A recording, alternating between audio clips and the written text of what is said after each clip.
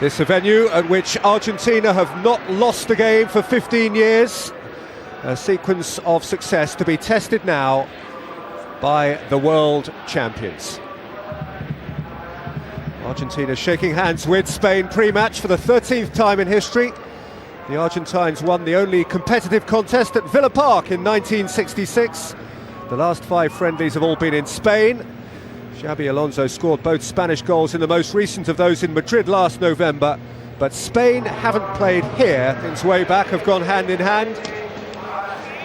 And there is a meeting of minds and football talent. The notion of a prestige friendly was designed for a night like this. World-famous venue, world-renowned hosts, world champion visitors. There are plenty of points to play for competitively all over Europe tonight, but there is no bigger box office game than this anywhere. Zanetti, good for all Argentine supporters to see him back in the mix.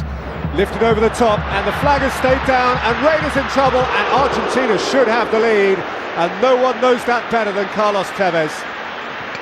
That's a square back four for Spain. Just hooked in. Lovely little ball there, clipped over. First touch is not brilliant from Tevez, could probably have taken it on it.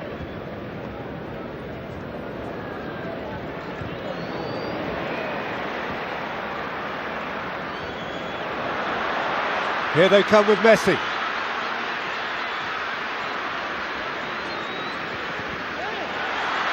And again, and Reina is beaten, and the world champions are behind. And it's the little maestro with a magical feather-like touch.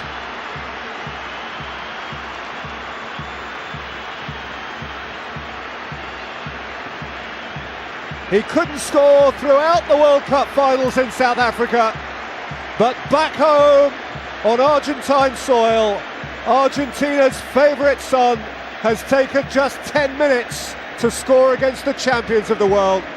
Well, he starts it off, actually run down a bit of an alley there, Lionel Messi, but it's a very unusual Spanish back four. It's by far anything but the strongest, but nobody picked him up there, and Tevez just picks him out. He's completely clear. It's the second time they've been caught short at the back, but you've just got to watch this, and you've just got to applaud this. It's a wonderful, wonderful finish. Cheeky, I've got to say, but brilliant. It is one of those messy moments where you ask, how has he done that? What a brilliant piece of skill here. What a great play, but you've got to say, as Messi ran away from goal, they probably just switched off. Right back's pushed up a bit, Piqué square. Well, he doesn't go down particularly early, does he, Pepe Reina? So still to get it over the goalkeeper from there is, I probably think he just didn't expect him to do that, in all honesty. And well, he's probably the only person in the field that could. It is his first international goal since he scored also. There were many, perhaps of the more rational, as we enjoy one of Messi's thrilling forays over the course of the game, and his receipt of Tevez's return pass for the magical opening goal. I mean, there has been some brilliant play from Argentina, certainly in that first 45 minutes, but a lot of it was down to some extremely poor defending. Batista, for whom this game, every game, is an audition. He hasn't been promised the job full-time.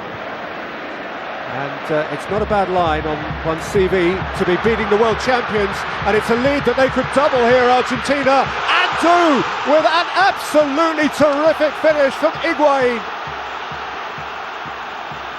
Less than a quarter of an hour played in the River Plate, and Argentina are 2 to the good against the greatest in the planet.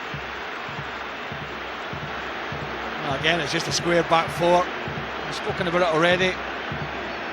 No Ramos, no Capdevila. Piqué really the only one that's irregular in there. No Casillas in goal either, but I'm all saying that, it's Pepe Reina, one of the best around. Thought he'd pushed it a bit wide there, Higuain, and that's a terrific finish, because I honestly felt the chance had gone with this touch, but he just dinks it over. I think Piqué sliding back in. But again, it's just a simple ball slid through. Marciano just stepping up for offside there, the number 4, which is the cardinal sin with no pressure on the ball. And there's not many, if any, will do this to the Spanish at the moment. Gonzalo Higuain off. Again, he's a good yard and a half onside there, Higuain. Just poor defending, great little ball. And when you've got world-class players, and you've got to do better than that. And well, he just dinks it over. I think Piqué in the end, who goes to ground. But again, it's all coming down this right-hand side in between Arbeloa and Piqué. Way back at the start of the game, Tevez getting on a diagonal run, then Messi got down that channel, and now Higuain.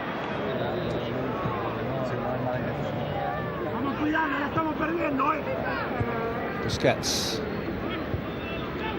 Silva, Iniesta. That's a very good try from Villa. And Romero sprawling across his goal. Well, the keeper wasn't getting there. I mean, he hasn't looked like getting in behind David Villa, but it was a lovely little touch from Iniesta, just first time, and hit right on that corner of the upright and the crossbar. Keeper's a good way away.